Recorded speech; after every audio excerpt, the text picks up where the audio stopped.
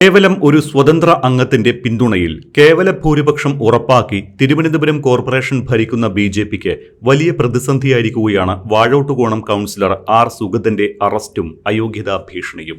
സുഗതന്റെ councillor സ്ഥാനം റദ്ദാക്കപ്പെട്ടാൽ അത് Thiruvananthapuram corporation ഭരണത്തെ പ്രതികൂലമായി ബാധിക്കും. കേവല ഭൂരിപക്ഷം നഷ്ടമാകുന്നിടത്തേക്ക് കാര്യങ്ങൾ നീങ്ങുകയും ചെയ്യും.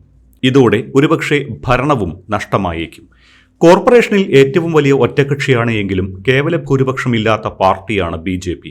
അതുകൊണ്ടുതന്നെ കാപ്പ കേസിൽ സുഗതന്റെ അറസ്റ്റും ഒപ്പം 3 കൗൺസിൽ യോഗങ്ങളിൽ തുടർച്ചയായി ഹാജരാകാതിരിക്കുന്നത് വഴി കൗൺസിൽ അംഗത്വം റദ്ദാക്കുന്നതും കൂട്ടി വായിച്ചാൽ ബിജെപിക്ക് ശ്വാസം വിലങ്ങും.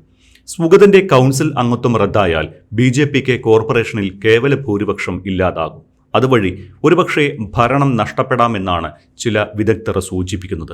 കാപ്പ കേസിൽ മുൻപും അറസ്റ്റിലായിട്ടുള്ള 10-ലധികം ക്രിമിനൽ കേസുകളിൽ പ്രതിയായ സുഗതനെ മത്സരിപ്പിച്ചത് തന്നെ വലിയ തെറ്റാണ്. അതിനും ബിജെപി നേതൃത്വം രാഷ്ട്രീയപരമായി മറുപടി പറയേണ്ടി വരും. സുഗതൻ എന്ന വിഷയം വന്നതോടെ എല്ലാവരുടെയും മനസ്സിലെ ചോദ്യം കേരളത്തിൽ ആദ്യമായി ബിജെപി ഭരണത്തിലെത്തിയ തിരുവനന്തപുരം കോർപ്പറേഷൻ തന്നെ അവർക്ക് നഷ്ടമാകുമോ എന്നാണ്. സുഗതൻ ജയിലിലായതോടെ ഒരു അംഗം കുറയും. പ്രതിപക്ഷത്തിന് വേണമെങ്കിൽ അവിശ്വാസ പ്രമേയം കൊണ്ടുവരാം. അവിടെയാണ് പ്രശ്നം.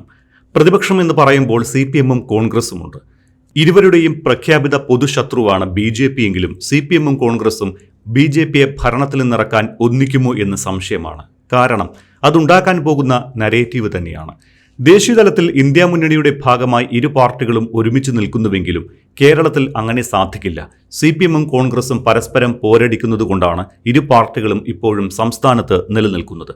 അവർ ഒരുമിച്ചാൽ അത് ബിജെപി ആരോപിക്കുന്ന CPM കോൺഗ്രസ് ഡീൽ എന്നത് തെളിയിക്കും.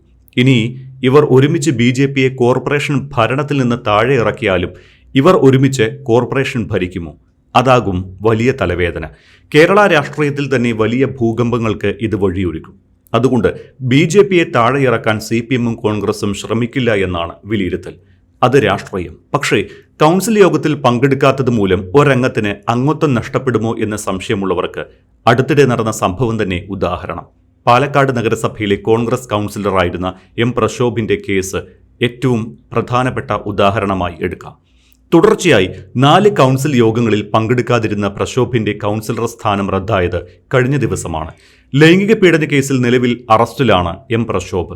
തുടർച്ചയായി 3 കൗൺസിലുകളിൽ നിന്ന് അനുമതി വാങ്ങാതെ വിട്ടുനിന്ന പ്രശോഭിന്റെ അംഗത്വം മുനിസിപ്പൽ ചട്ടമനുസരിച്ച് സ്വാഭാവികമായി തന്നെ റദ്ദാക്കിയതായി നഗരസഭാധ്യക്ഷൻ P. സ്മിതേഷ് വ്യക്തമാക്കിയിരിക്കുകയാണ്. പ്രശോഭിന്റെ കൗൺസിൽ അംഗത്വം റദ്ദായതായി അറിയിച്ച് പ്രശോഭിനും സംസ്ഥാന തെരഞ്ഞെടുപ്പ് കമ്മീഷനും റിപ്പോർട്ട് നൽകാനുള്ള നടപടിയും നഗരസഭ ആരംഭിച്ചിട്ടുണ്ട്. അന്തിമ തീരുമാനം ഇക്കാര്യത്തിൽ എടുക്കേണ്ടത് തെരഞ്ഞെടുപ്പ് കമ്മീഷനാണ്. ദളിത് യുവതിയെ പീഡിപ്പിച്ചുവെന്ന കേസിൽ അറസ്റ്റിലായ പ്രശോഭ് ജയിലിലാണ്. മാർച്ച് 10 ശേഷം നടന്ന 4 കൗൺസിൽ യോഗങ്ങളിൽ പ്രശോഭ് പങ്കെടുത്തിട്ടില്ല. ബുധനാഴ്ച പ്രശോഭിന്റെ അവധി അപേക്ഷ പരിഗണനയ്ക്ക് വന്നുവെങ്കിലും കൗൺസിൽ യോഗം തള്ളിക്കളഞ്ഞു. നഗരസഭയിലെ കുന്നത്തൂർമേട് നോർത്ത് വാർഡിൽ നിന്ന് കോൺഗ്രസ് സ്ഥാനാർത്ഥിയായാണ് പ്രശോഭ് വിജയിച്ചിരുന്നത്. എന്നാൽ ലൈംഗിക പീഡന കേസിൽ ഉൾപ്പെട്ടതോടെ പ്രശോഭിനെ കോൺഗ്രസ് പാർട്ടിയിൽ നിന്ന് പുറത്താക്കി. അവിടെയാണ് ബിജെപിയും കോൺഗ്രസും തമ്മിലുള്ള വ്യത്യാസം മനസ്സിലാക്കുക. നേരത്തെ തന്നെ 10ഓളം ക്രിമിനൽ കേസുകളിൽ പ്രതിയായ മുൻപൊരിക്കൽ കാപ്പ കേസിൽ അറസ്റ്റ് ചെയ്യപ്പെട്ട ആർ സുഗതന് തെരഞ്ഞെടുപ്പിൽ സീറ്റ് നൽകുകയും വിജയിച്ച ശേഷം വീണ്ടും അതേ കേസിൽ അറസ്റ്റിലായ സുഗതനെ പിന്തുണയ്ക്കുകയും ഒപ്പം ചേർത്ത് നിർത്തുകയുമാണ് ബിജെപി ചെയ്തത്. അതേസമയം കേസിൽ ഉൾപ്പെട്ടപ്പോൾ തന്നെ പാർട്ടിയിൽ നിന്ന് പ്രശോഭിനെ പുറത്താക്കുകയാണ് കോൺഗ്രസ് ചെയ്തത്. 2 പാർട്ടികളുടെ രാഷ്ട്രീയ ധാർമ്മികതയാണ് ഇവിടെ ഉയരുന്നത്.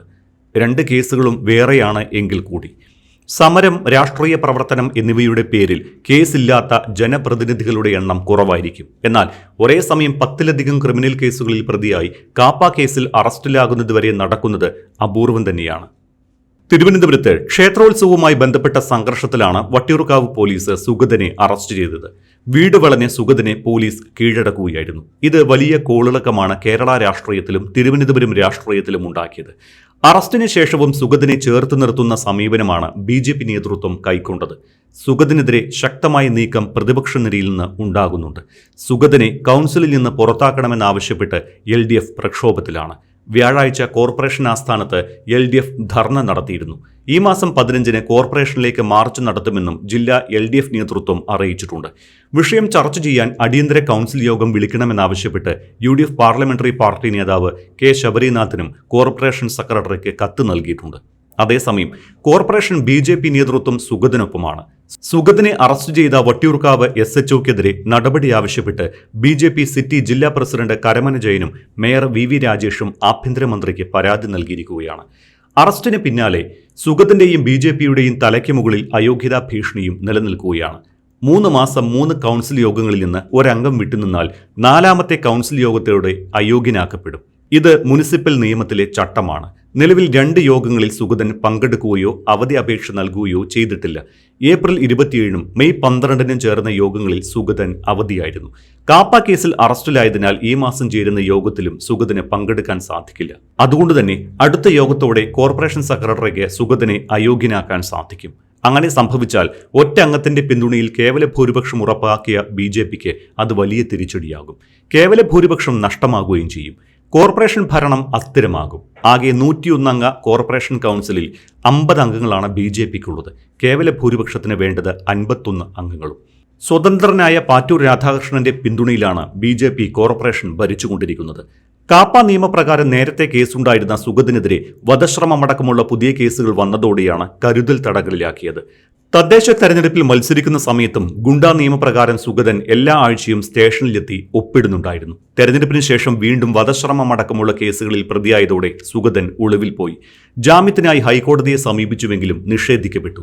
അന്വേഷണ ഉദ്യോഗസ്ഥന് മുന്നിൽ ഹാജരാകണമെന്ന ഹൈക്കോടതി നിർദ്ദേശവും പാലിക്കാതെ നടന്ന സുഗതനെതിരെ ഗുണ്ടാ നിയമപ്രകാരം കരുതൽ തടങ്കലിലാക്കാൻ കളക്ടർ അനുമതി നൽകി. ഇതേ തുടർന്നാണ് ചൊവ്വാഴ്ച രാത്രി വീട് വളഞ്ഞ് സുഗതനെ പോലീസ് അറസ്റ്റ് ചെയ്തത്.